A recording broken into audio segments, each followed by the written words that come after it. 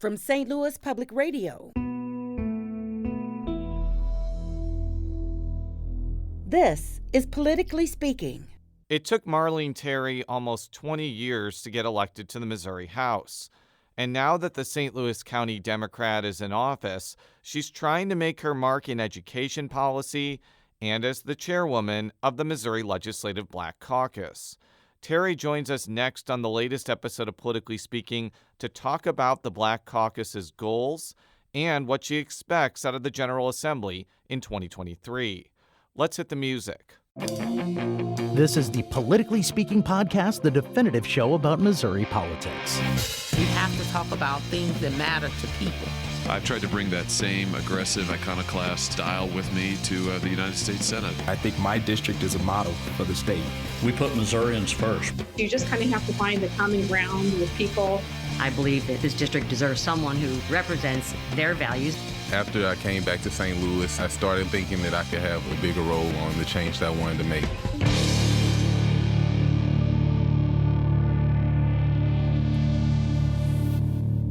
And welcome to Politically Speaking. I am your host, St. Louis Public Radio political correspondent Jason Rosenbaum. Joining me from Jefferson City, she is St. Louis Public Radio State House and politics reporter, Sarah Kellogg. And joining us for the first time, she is the newly elected chair of the Missouri Legislative Black Caucus. Our guest today is Representative Marlene Terry from the 66th District, St. Louis, Missouri. And before we talk about your biography or some of your views on being in the Missouri House, can you just let our listeners know what the boundaries of your district are? It begins in Bellefontaine Neighbors. I have part of Spanish Lake. I also have now Castle Point and Glasgow Village, and just a little bit of Moline Acres, which is North County of St. Louis County. So tell us a little bit about yourself and what you were doing professionally and personally before you won election to the Missouri House in 2020. Okay, before I won the House of election in 2020, I was actually taking care of my grandchildren. I was blessed to be able to, after being retired from BJC health systems of 20 years, I was able to stay home and take care of my grandchildren. And I also work in the funeral business part-time. So I've been doing that for like 20 years or plus. And what allowed me to get into politics some years ago, back in 1999, I was the first African-American elected to the Riverview Garden School Board, which is part of one of my districts, the Bellefontaine Neighbors, which I reside in. I went to a meeting in one of our schools, actually one that was close to my home. And like I said, that was in 1999. And I looked around and the demographics of the board did not match the demographics of the student population, which was 95% African-American. And so I've always been the type of individual, when I saw something that just didn't look right, or there was no representation, I looked around the room and asked certain people, did they have a problem with that? And most of them did not. And so I ran for office back in 1999, was elected the first African-American, and it was challenging. I wanted to make a difference for our community, for the children in our community.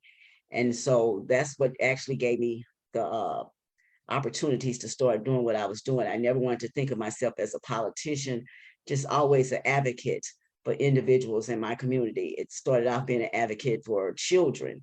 And so it just became something to do. I often wondered what my passion was, when you have to look around and say, why am I here? What is my purpose? And after serving in different capacities, even working at a hospital and working at a funeral home and then serving in the political realm, I found out and prayed a lot that my passion was to serve. It was to help others in spite of, I'm one of those type of people that have trials and tribulations, and you just wonder why you're going through things that you're going through. and I had to get some spiritual advice. I can never help anyone if I haven't been through something myself. You can't help someone or give people advice if you haven't actually lived that. And so with all the things that I've been through in my life, it has given me the opportunity to even speak unto others or speak to others about situations and be a helpmate in that way. And that's what got me started in politics. And that's what led me after so many years of being at home with the grandchildren, because I didn't have, even though it started off good when we been on the school board, I saw a lot of political struggle in that. And it was kind of disappointing how it all ended. But my children was like, get back out there. That's what gives you life. And so I decided to run after 20 years. I decided to run for the House of Representatives and was successful. Oh, you mentioned trials and tribulations. Your election in 2020 is kind of a lesson in persistence. You had run 3 times for the House of Representatives unsuccessfully, I believe in 2002, 2004, and 2016. Is that correct? I want to make sure I'm getting the years correct. That's correct. In 2002, I was still on the school board, and that's when I had really became very acquainted with a lot of people in my community. But what I found out about running in elections and things like that, you have to have a lot of backing, support from individuals. And I ran against a candidate that was a strong labor individual, and so that person had the labor backing her all those times, and so that's what beat me out, and it wasn't because I don't think I wasn't the most qualified or she was more qualified. It was just that she had more funding and she had more backing from individuals that in the community that was more supportive, monetary wise. So what did you learn from those losses that helped you in your successful election in 2020? Not to give up, always follow your dreams, because there's been many times when I've set out to do some things. And so for me to be an example for my children, I had to show them that if you want something bad enough, that you keep going for it. And if it's for you, what's for you is for you. And that's why I felt like it was really my time. And all the times that I didn't, I even was thankful and thank God at that point, because like I said, I was able to stay home with my grandchildren and take care of them, when most of the time that is what a person would want, to be home with their small children. So I was given that opportunity after helping other children in the past to come and help my own children, and then to move on to what my heart desires and for the future. So I just looked at it as a blessing, and it was just my time. You're about to start your sophomore term in the Missouri Legislature. What has been your general impression on your first 2 years in the Missouri House? Well, I'm gonna tell you, there were some good days and there were some bad days. And I want to say the good days was getting to know all the individuals and the whole process.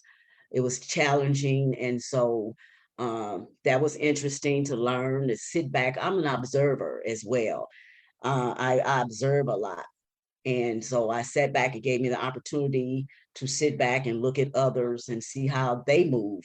And, you learn a lot from looking at individuals about them. And I tell people all the time, I probably could tell you more about yourself than you can yourself, because I've been watching you. They're like, what? Tell me about yourself, Miss Marlene. And just being there, it was just amazing, to that beautiful building, And so some of the bad times, though, were listening to laws that were being presented, and especially in committee sometime, and then people would come and testify, and you would be wondering, like, where do you live, or where are you getting this information from? And then they would talk about the underserved sometimes so bad to that would bring tears in my eyes, even on the floor.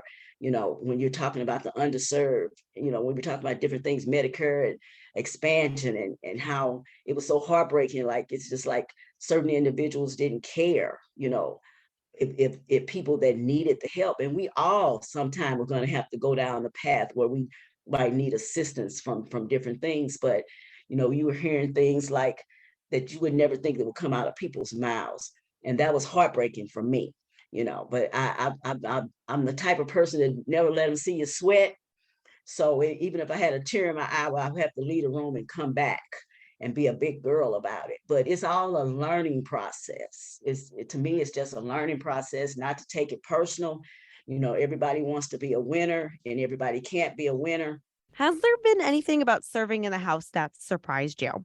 Well, it surprised me that even though it was Democrats and Republicans, that when issues came up of concern, which should affect the whole state of Missouri, that it was hard to sometimes come together as one and make decisions that's good for the whole state of Missouri, not just a Democrat or a Republican.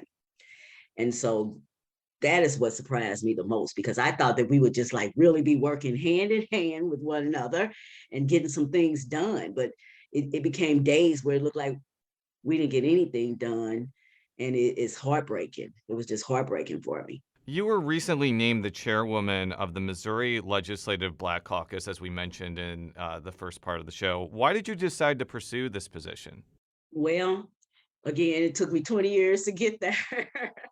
And so, that's just been the Black Caucus chair, I believe, is an honorable position. And like I said, I'm the type of person that wants to make a difference in my community. And so with me being in Jefferson City, that's one of the roles that I thought would be very honorable position, and one that maybe I could get a chance or the opportunity to speak with others on the floor about, access to equal opportunity and rights for others, and just try to get an understanding why that would be so hard for individuals. And then at the same time, we have a lot of smart young people that are in the caucus from different parts: Kansas City, Columbia, St. Louis City and County. They're very smart. I always tell the younger adults that are in our caucus how proud I am of them. And I just felt like working with them to strengthen what the caucus should be about, and us coming together, unified. We had a rough time when I got elected because it was the COVID season. So we didn't get a chance to do a lot. I didn't hear a lot of opposition of things that we should have been speaking out about. Because if you're not going to be able to pass a law and certain things are right, I feel like we should be able to at least make some noise about it. That's one thing that I learned from all my times of, I'm not one to really sit quiet on issues and not let it be known. And I don't think we were outspoken enough as a caucus about things that was going on that we should have been speaking out about. And so I just want to be a part of that transition, and mostly bringing everybody together and unifying one another in this group so that we can be a stronger group. We have a lot. My vice chair is a very well-spoken individual, young man, very articulate. Everybody that's part of our board now is just young and vibrant and articulate and professional. And we all try to be professional. We're all on the same page. We communicate with each other very well. So I figured that we would be a good team that could bring notoriety to the Black Caucus. You kind of just hit on this point, but the vast majority of Black lawmakers in Missouri are Democrats. I believe that there was one Republican African-American elected in St. Charles County. Yes. But that means you're, heavily outnumbered for the most part by Republicans. So how do you make an impact in the legislative chamber with that reality? Well, there are some Republicans. They're pretty nice guys. Some of them. Some of the first people I met when I got elected, my first two friends were Republicans, and we vowed to make a difference. And I sent them a message this summer, since I've been elected to chair, that remember, we vowed to make a difference in the House. They didn't follow through with that this past session, but I'm reminding them of that. I want to be able to have a communication and a relationship, and our team has relationships with Republicans. So I just figured that if we all decide to come together and even with our friendships and form some things that can be done, One of my first supporters that really helped me was a Republican. He has moved on to another position in Jefferson City, but he's someone that I talk to all the time. He liked some of my bills. I've taken my bills to the Republicans and asked them to look at them. What do they think? So I just think it's all about forming relationships, and I think we're going to be able to do that. What are some of your general goals for the Black Caucus in 2023 and 2024? Well, like I said before, that we can become unified and that we work on issues together.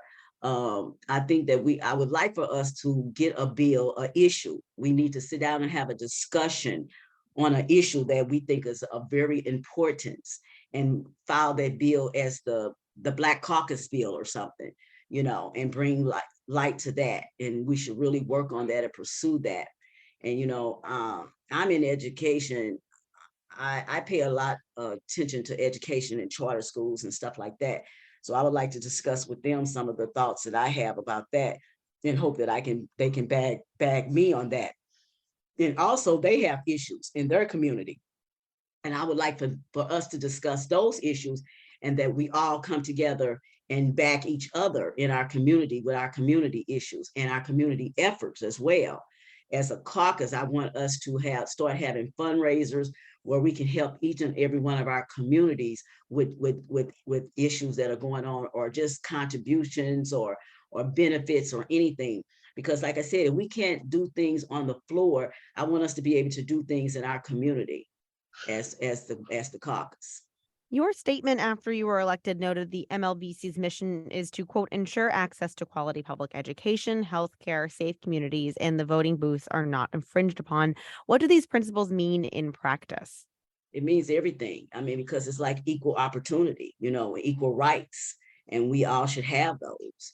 So that's one of the reasons I admire the Black Caucus for that, because it's equal opportunities, equal rights, and assets. And so that's very important to me, and it's very important to all of us. And so that's the reason why that was said. One of the big sources of contention over the last couple of years was requiring a government-issued photo ID to vote, and that was put into implementation with this election cycle. From what you've heard from your constituents and other people around St. Louis County, how do you think that requirement actually worked in practice with people? Well, I saw a lot of people come out and vote. So, the requirement, I don't really think it was necessary. We went to the election board last summer, and, you could tell from the questions. And then we all know where it all started from, the no trust at the election booths and, cheating and all that. There's no cheating. There's no way that happens. It never was proven that anything happened. And I just think those are things that were put in place to deter and just taking us backwards. But the last election showed that people came out and voted. They got what they needed, and they will continue to do so because it's their right. And I just feel like there were a lot of people that didn't have licenses or driver's license and had to go out and get them. And so, you could use your card that they was sent out or whatever. And you can't use those anymore. But I don't think it deterred anything. I just think it just took us back in times when, you really tried to get people to come out and vote. Some of the elderly, I've known elderly people that can't even find their birth certificates for many reasons to get identifications and stuff like that. So that's why it was such a problem. But I just think that as a people, we will make it happen. We will make it happen. And, one of the things I heard from election officials in St. Louis County, and St. Charles County is that people really took to the no excuse in-person absentee period. For full disclosure, I actually voted early in Clayton for the first time ever. I'd never voted absentee before, and I took advantage of that. What was kind of your impressions of the expanded window for people to vote early? And do you think that that's going to become kind of an integral part in the electoral process if it remains in place? I think people should be able to vote early, and you do that for many reasons.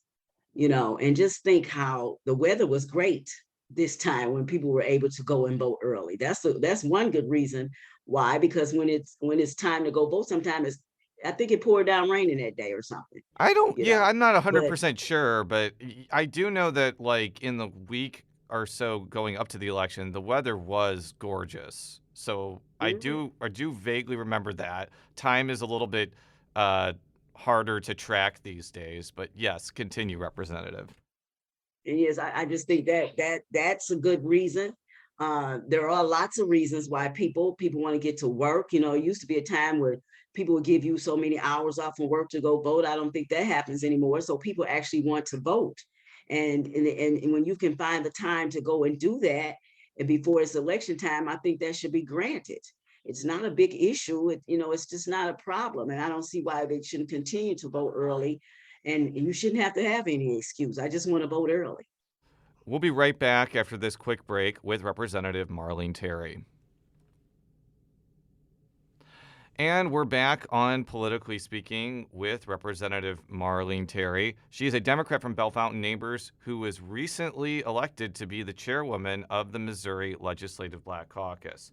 I have a couple of questions about the initiative petition process because I think that is going to become a major issue in the Missouri General Assembly in 2023. In fact, when I was talking with newly elected Senate Majority Leader Cindy O'Laughlin, a Republican from Shelbina, this is what she had to say about what her caucus in the Senate, the Republicans, want to do with the initiative petition process. Well, I think the recent passage of recreational marijuana, which, as you know, I opposed, maybe indicates it's a little bit too easy to get things through initiative petition, and I think that we'll be looking at that.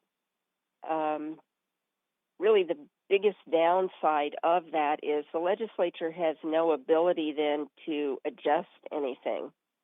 Once it's in the Constitution, it's in there. And so I think that we'll look at some reforms for initiative petition process.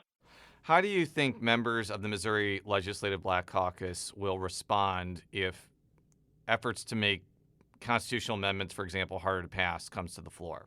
I really don't want to speak for the caucus. Those are the type of issues that I want to be able to unite with them and us. We talk about together. I'm not sure. I'm pretty sure that they won't be for changing things through a petition for the Constitution. I don't think they're going to be too happy about that. I've been doing some reading up on that, and all these signatures back and forth signatures to get something changed in the Constitution from constituents and then being okayed by the Secretary of State. I don't think we'll be too happy about that.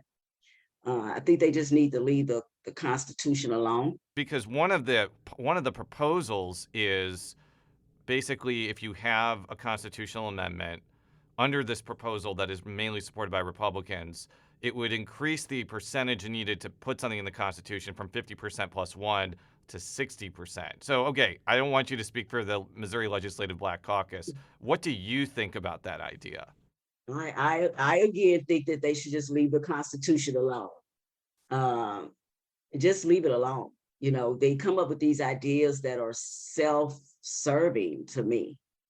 And right now, I just don't think it's the time. We have a lot of things ahead of us. And I have to really sit back and wonder, sometimes, why are these things being presented? And I have to do a lot of research when it comes to stuff like that. If the legislature were to pass something, it still has to go on the ballot and it would still have to be approved by Missouri voters. So do you think that Missourians would support efforts to make it more difficult for them to amend the state's constitution? Well, one thing I found out that when they put things on the ballot for the constituents, they don't even understand. Some of them don't even understand why it's on there or what they do or why they're voting on that. So to me, that's a problem right there. Amendments and stuff like that. They be like, what is this? So it's bad enough that we have to, go through it there on the floor and then to put it on the constituents, unless you're going to really, really, really have some conversations on the outside with the constituents to educate them on what's going on. I have no problem with the constituents having a vote on something. It was just like the medical marijuana and the marijuana votes. I think that should have been brought to the public. Let's see what they want. What do you make of the argument that the Missouri Constitution is too long and too easy to change? Well, I don't think that it shouldn't be too easy to change, because if that's the case, then people would constantly be changing things. And as far as it being too long, maybe, but it's been going, I mean, we got a lot of things that's been going on for years. So, but I don't think you should just arbitrarily be able to go in and just change things like that. So let's go to a topic that I know that you're very passionate about, and that's education policy. You're on the House Elementary and Secondary Education Committee. And I'm going to play another clip from Senator O'Laughlin, because before she was Senate Majority Leader, she was actually the chairwoman of the Senate Education Committee. And she also said that educational policy is going to be a major issue in 2023. And this is the specific issues that she would like to focus on. Well, we're having a difficult time recruiting and retaining teachers, so that's an area of conversation. I know that on the Education Committee, we've talked about looking at the foundation formula, maybe making a few tweaks to it, so I could see that coming up. The 4-day school week is a little controversial, considering, as you just mentioned, our scores are declining. I don't see how being there one less day a week is going to be, a way to drive our scores up. So those are some of the things I think we're going to have to look at. So those are the Senate Republican education priorities. What do you think will be the priorities for House Democrats who are on the Education Committee and interested in education policy? Well, that is an interest of mine, and I'm going to tell you, I plan on talking to our caucuses about the Department of Education.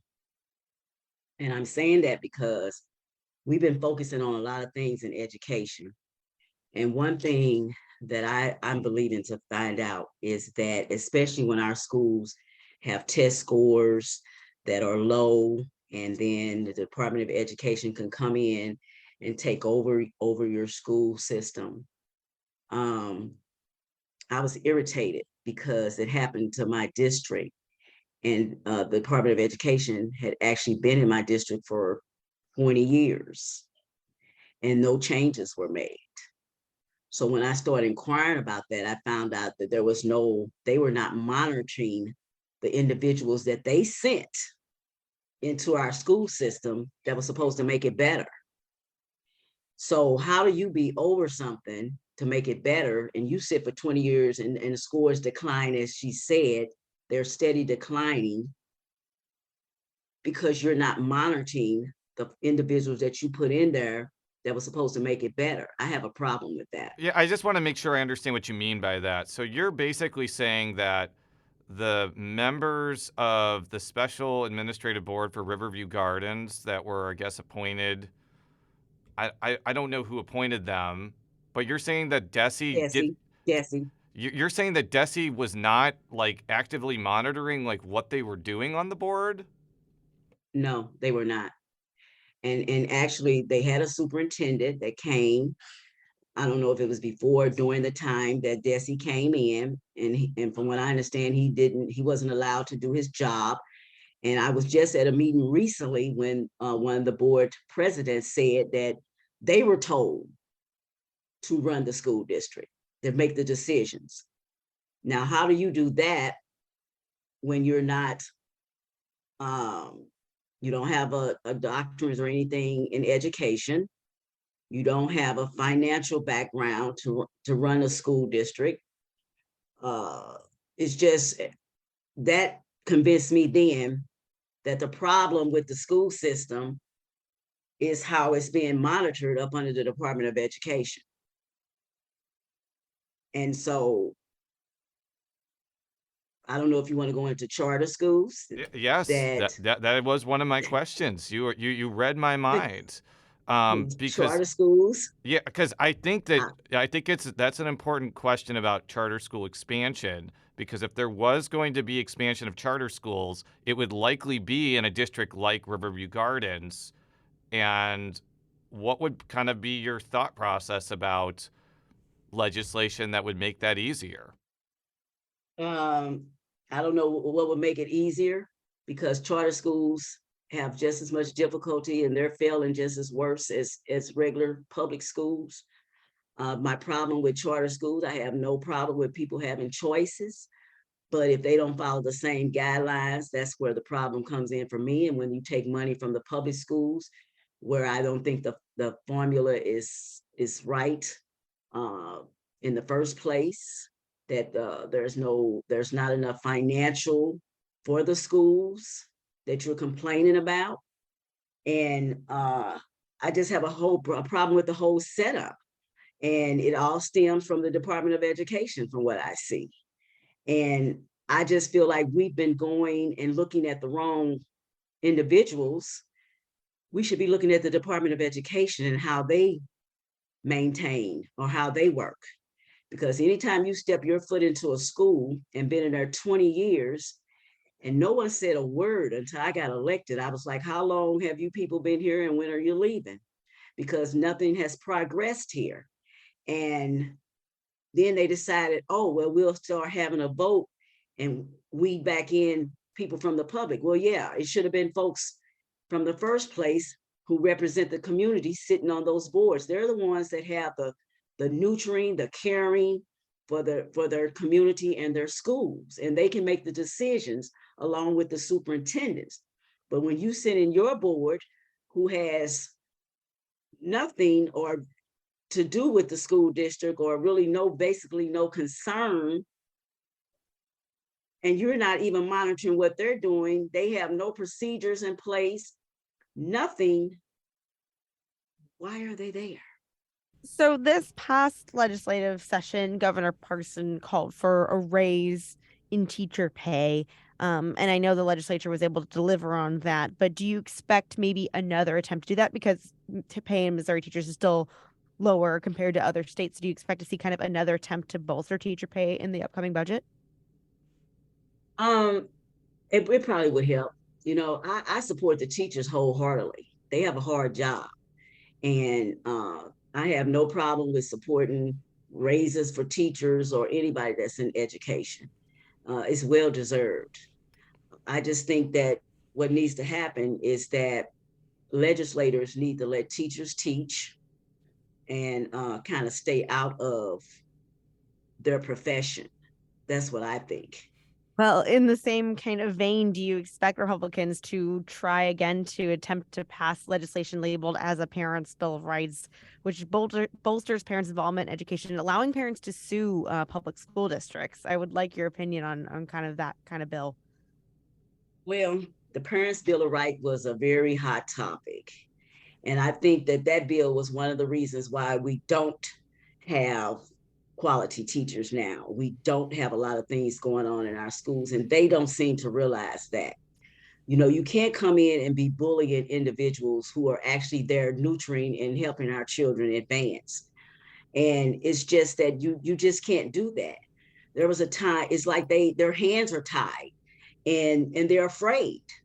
So who wants to go to work every day and be worried about if your topic or something is controversial and you can arbitrarily maybe be sued? That's ludicrous. So I think those type of bills are the things that have hindered our educational process.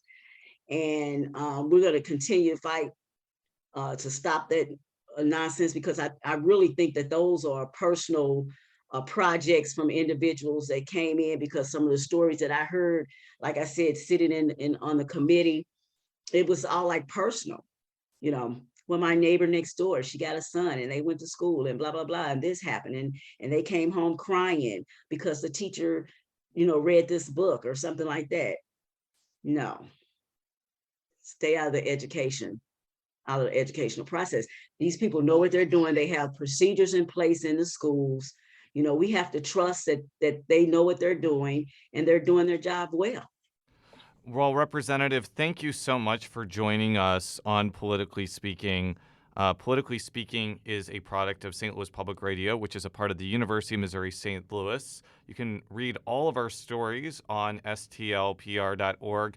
Representative, how could people find out more either about yourself or the Missouri Legislative Black Caucus on the internet, social media, homing pigeons, any sort of information that I don't know why I said homing pigeons. Homing pigeons are not an information dissemination device, but how can people learn more? Well, homing pigeons might, because, like I said, I'm in the funeral business. So we have little doves that fly away and they come back, and they probably could, you can train them to drop off little messages. They're just as smart. But social media, I am on Facebook, elect Marlene Terry. And then you can always, my door and my office and my phone is always open to any and everyone. You over there cracking up. There's always open to any and everyone. My email is marlene.terry.mo.gov. And so contact me that way. You can give me a call. Me and my assistant, we're always available to help any and everyone that calls our office. You will get a call back. I'm one of those representatives that will call you back. I've had people say, I've never had somebody call me back, but I'll call you back, and just hit my Facebook page. Thank you very much. Until next time, so long.